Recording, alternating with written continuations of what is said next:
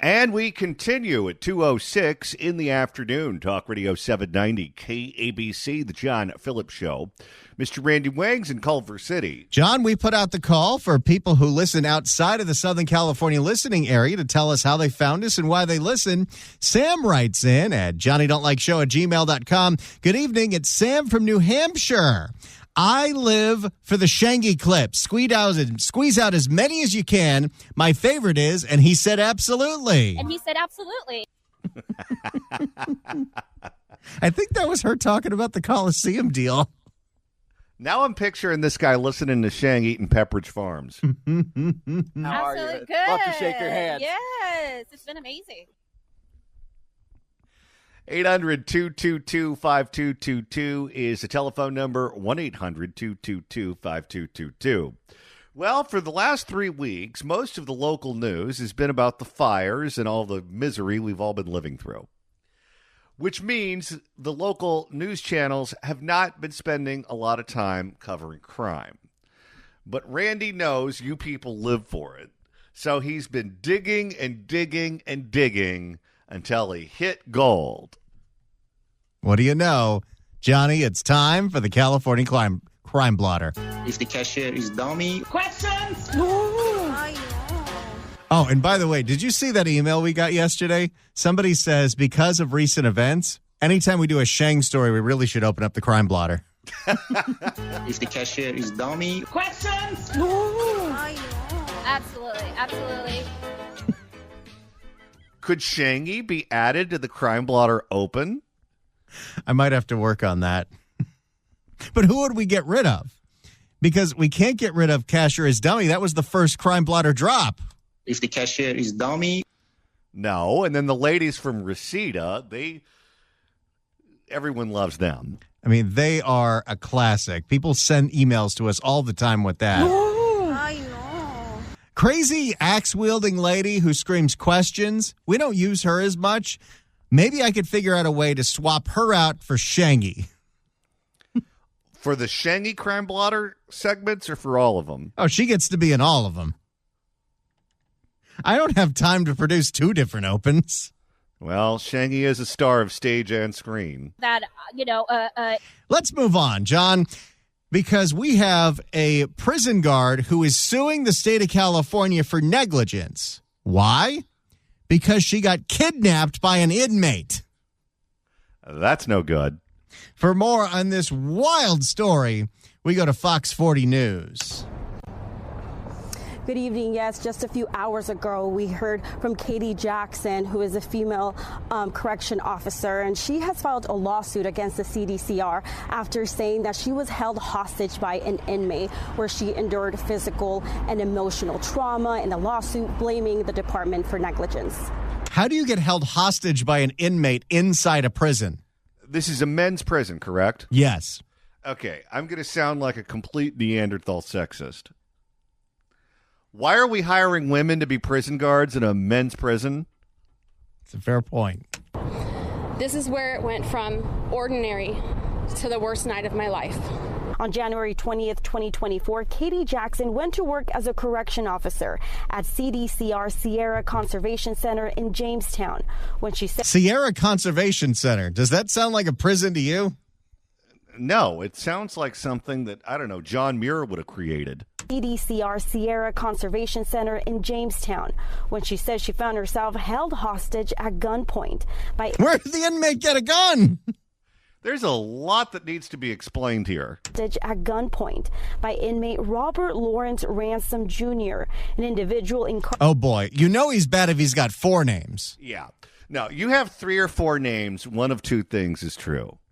Either you are a lesbian feminist. Always they have 3 or 4 names. And whenever you get one of them on the phone, just hang up and call back because you need someone else. Let me promise you that. By inmate Robert Lawrence Ransom Jr., or you're a serial killer. An individual incarcerated for multiple violent murders. Oh, my. Told ya. I was strangled. I was held hostage at gunpoint, and I was raped multiple times. I was alone for 4 hours with an assault rifle pointed at me with no help. How does a prison guard get a gun pointed at her for 4 hours and no one else in the prison knows or seems to care? There's a lot that's wrong. I was alone for 4 hours with an assault rifle pointed at me with no help, no hope of rescue, and my partners having no idea what was going on. Jackson. And I hate to ask this, but how did the multiple convicted murderer get a hold of an assault rifle?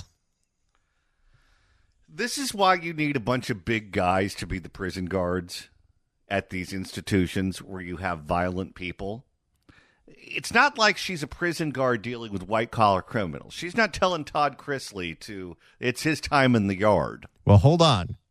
Just wait on that moment, because there's something very interesting about what you just said, and we're going to keep going. Jackson alleges that during the 4-hour period, Ransom was threatening her with harm to her family and fellow correction officers. If she He was going to kill everybody. Yeah, well, that seems like it's consistent with his portfolio. If she didn't agree to smuggle drugs and cell phones for him. Every decision I made. So wait, he held her up at gunpoint, assaulted her, and then said, I'm going to kill your whole family unless you smuggle a cell phone in your butt? Well, and then he had sex with her multiple times. Every decision I made would determine my fate and the lives of everyone around me. Jackson's attorney claimed that the CDCR failed to train and inform staff about the dangerous inmate Ransom after his transfer to a lower security facility, neglecting to provide critical information about his status. So this guy is a convicted multiple murderer, and for some reason, someone decided to transfer him to the conservation camp, which is a low security facility. And then not warn the staff that you have a very violent person in your custody. Someone who's probably got nothing to lose. And he would kill women and children and burn their bodies and ended my up God. Why don't we have the death penalty? Yeah, this guy should be executed twice. In prison. And not just executed through lethal injection. I want him strapped to the chair, and I want flames shooting out the back of his head. In prison, classified as a level 4 inmate. Now, how... I didn't know there was a level 4. Yeah, what is this, ordering at a Thai restaurant? How does the most dangerous inmate I've ever heard of get transferred? Isn't this what San Quentin was for? No, these people are just as bad as the DWP. Now, how does a level 4 inmate end up at Sierra Conservation Center, which is a lower security institution? How does that happen? How does he fall through the cracks? Did the murderer get a lower risk facility based on good behavior? Doesn't sound like it. Or maybe it's just one of these things where some maximum security prison said, hey, this is a bad dude. We need him out of our hair. Let's just transfer him someplace else. Jackson's attorneys are claiming that the California model failed, a reform initiative aimed at improving the prison system in California by implementing best practices. And the staff were not trained as to how to deal with them. They didn't even know he was among their midst. It is level upon... So you don't even tell the prison guards that you got a murderer in your ranks now. Surprise, it's a boy. It is level upon level upon level. Some of the most basic rudimentary safety measures were ignored or not maintained in the institution. Jackson's attorney said the location where she was allegedly held should have been monitored by staff, which never happened. Yeah, aren't you supposed to have cameras everywhere? It's a prison. Yeah, but anytime some incident happens, the cameras are never working. You notice that? I have noticed that. This should have never happened. And unfortunately, Katie Jackson's life has been altered forever. Jackson said she was released by the inmate after verbally agreeing to work with him.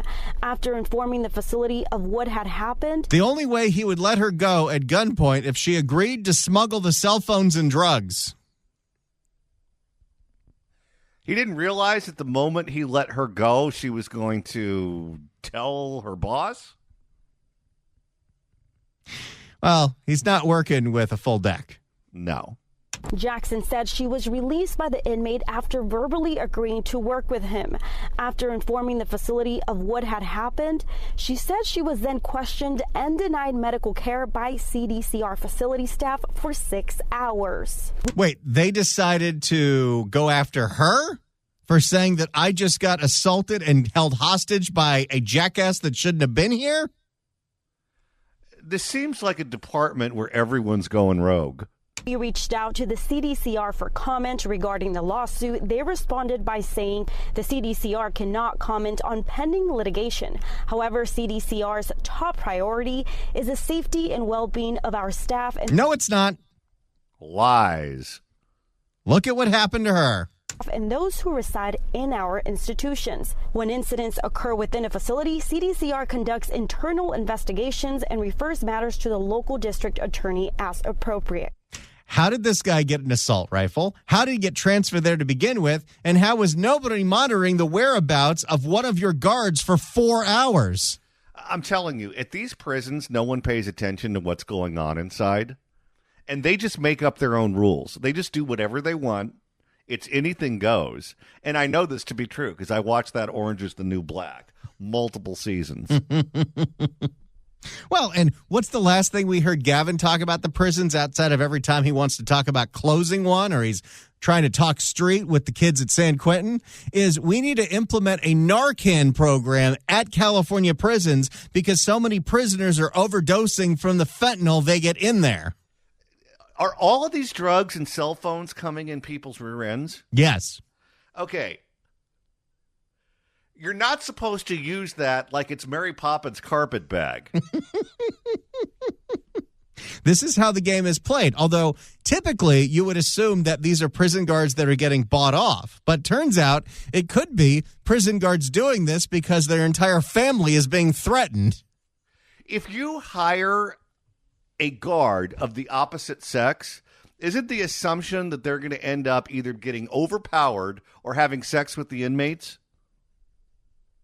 Definitely a consideration, but not for California. Didn't some woman just get in trouble who was a prison guard at a men's institution because she had a long-term ongoing sexual affair with one of the inmates? You know, I haven't heard all the details about that story, but I will catch up when they make the Lifetime movie. Oh, yeah. I'm sure Meredith Baxter will be performing in it. Jackson tells us that she has not returned to work following that incident, and she has had minimal contact with the department. In Sacramento, covering local news that matters, Christina Bautista, Fox 40 News. There you go. The case of the prison guard suing the Department of Corrections and Rehabilitation for allowing a murderer to hold her hostage. Okay, here's John's take. That department needs a house cleaning from top to bottom because no one's following the rules at any level, and they need to stop hiring girls to be prison guards at men's prisons, especially if you have violent murderers who like to rape women there. And if that doesn't seem like a bad idea to you, you need to get fired too.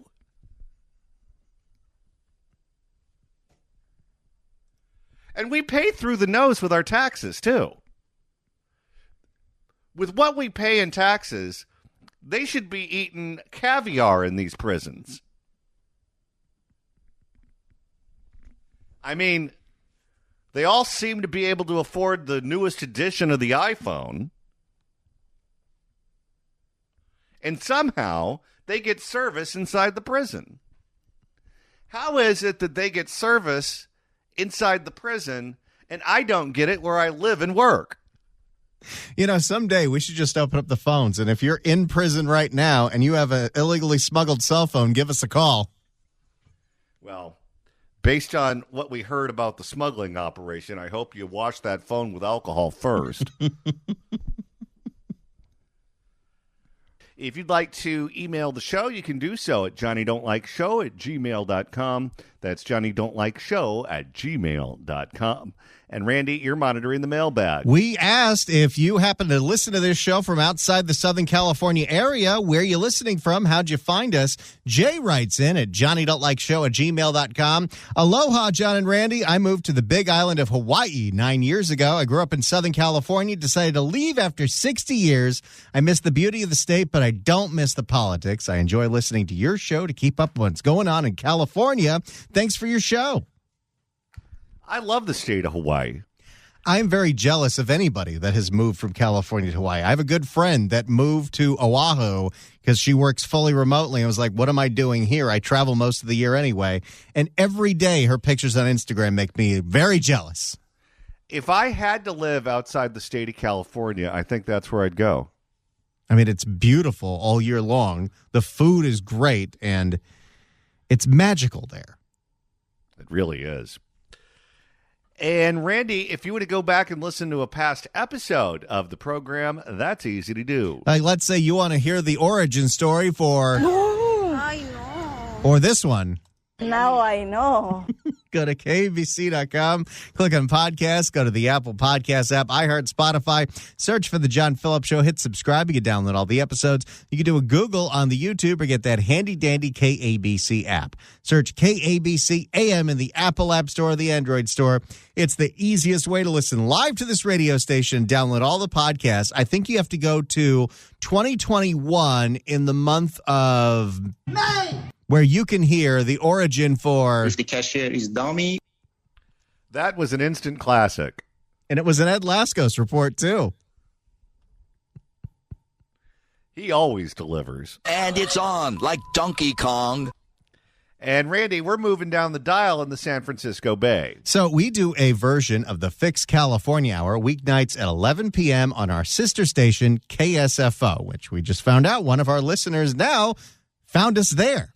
Well, that station has moved from AM 560 to AM 810, which is a bigger, stronger signal, reaches to Sacramento, most of Northern California, and at night, because that is what is called a clear channel station. It's got it powers up when the other stations power down, and you can hear it across several states. You can hear it in Canada, and most importantly, you can hear it crystal clear in Southern California. So you get a little preset on your car. You got your 790, maybe you got your 640. Maybe if you're really boring, you got that 1070. You should also get that 810 up there. And Randy, this edition of The Blotter is somewhat similar to a movie that you and I just watched. If you've ever seen the movie that came out last summer called Thelma, starring 95-year-old June Squibb as a grandmother that gets scammed by people imitating her grandson's voice, saying that he got busted for a DUI and they need her to put money in a bag and give it to them. Well, that actually keeps happening all over, even with the awareness of that movie. And yet another grandma got scammed in the Bay Area. For more, here's KGO. For the second time in 4 months, a senior at Rossmore in Walnut Creek was targeted in the... That's a retirement village. These people have no souls. 4 months, a senior at Rossmore in Walnut Creek was targeted in the grandson scam. So a caller pretends to be the victim's grandson, saying he's in jail, I need help, and I need bail money. ABC 7 News reporter Melanie Woodrow is here now. You know, if you're operating that scam and you're doing the weird AI thing where you're mimicking the voice of the grandson, how often do you think grandma answers and says, he can stay there? I told you to drink less, click. With a 7 on your side story, we see that... I'm not bailing him out again. Fool me once, shame on you. You fool me twice, shame on me. We see this happen from time to time, and, you know, older people, if you get caught off guard, they fall for it. Exactly, and I first covered the scam for another Rossmore resident back in late September. She lost nearly $50,000. This new victim lost much less, but the pain and betrayal was just as great. These people are awful. How did they get my phone number to start this whole thing? Donna, who asked... Well, it seems that anybody can get your phone number. 90% of the calls to my phone are from scammers and spammers. Plus, I have a feeling that this woman's in the book. Donna, who asked that we not use her last name, is trying to make sense of the senseless, a call she received from her grandson, Cameron. wasn't my grandson, but he sounded exactly like him. The person she believed was Cameron said he was in jail, having hit another driver who was pregnant while on his cell phone. He told his grandma he had a lawyer who also got on the phone. And the attorney said, yeah, we need $7,500 in cash. Okay, I'm not going to say there weren't red flags. Oh, there's always red flags, but, fear can take over, especially if somebody is mimicking the voice. It's not like even someone's doing an impression. The AI software now, they can figure out what the grandson sounds like and recreate his voice. It can make you do some very irrational things. And you can't think of it as you. You have to try to put yourself in their situation. So try to think about receiving this call if you're the last surviving Confederate widow. For bail. Donna said she followed instructions to wrap the cash in a box covered in wrapping paper that she... There's the other red flag. Yep. Bail bondsmen don't ask you to wrap up the money in newspaper and have someone pick it up. That should be red flag number 2. Donna said she followed instructions to wrap the cash in a box covered in wrapping paper that she happened to have. Then a courier came to Rossmore. Was it in Christmas paper? I'm guessing so. Oh. Then a courier came to Rossmore, a gated community for adults, to pick it up. The front gate said we can't let him in without a last name. I never got a last name. I looked out the front window, and his car was out there already. They had let him in without a last name. So what's the point of being in a gated community? Well, maybe this guy's like Cher or Madonna or Fabio. Or Domino. Did I ever tell you about the time I was standing in line? I was with Tammy Bruce, and we were standing in line getting ready to get into a party where you had to check in with the desk before they'd let you in. And in line in front of us was Fabio. And so there was this young girl who was doing the check-in who clearly had no clue who he was. And she said, okay, what's your name? And he goes, Fabio. And then she looks at him like it's incomplete. And she goes, first or last? She handed over the box of cash and a couple of hours later got another call, this time asking for $5,000. I mean, once they've got one on the hook, they're going to keep going and going and going. Because they're going back to that well. This time asking for $5,000. The windshield's broken, and I don't know, he said some other, the front end is a mess. And I said, well, we have insurance for that. He said, well, just to be safe, let's do the whole $5,000 and we can return what you don't. These jackasses are calling from some calling center, and they've got a script. And like they're trying to sell you weight loss drugs. They have the exact response for every single way that you could be questioning what they're asking you to do. Oh, Grandma, the pregnant woman was actually pregnant with twins, so you better double the money. Just to be safe, let's do the whole $5,000 and we can return what you don't need. I mean, that was a huge clue. Both times, Donna says the bank tried to intervene when she withdrew the cash. Okay, this is new. Usually, the bank doesn't seem to care when this happens. The bank begged and pleaded, do you know who you're sending this money to? Oh, have you ever deposited or attempted to deposit a large sum of cash into the bank? The woman who's always so cheery and so happy to see you and always wearing Christmas sweaters immediately turns on a dime and they treat you like you're Pablo Escobar. Both times, Donna says the bank tried to intervene when she withdrew the cash. She said, why are you taking so much cash out? And I said, I'm going on a trip to France. Because he had told me, don't tell the bank anything. It's none of their business. Why would an attorney for a hypothetical DUI car accident tell you not to tell the bank what the money's for? Yeah, and a 90-something-year-old woman is not going to Paris, France by herself. She's not going to France until it's time to spread the ashes.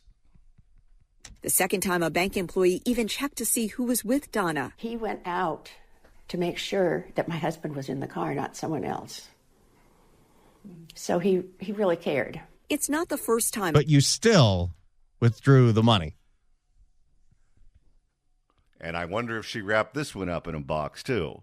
And again, we're not blaming her.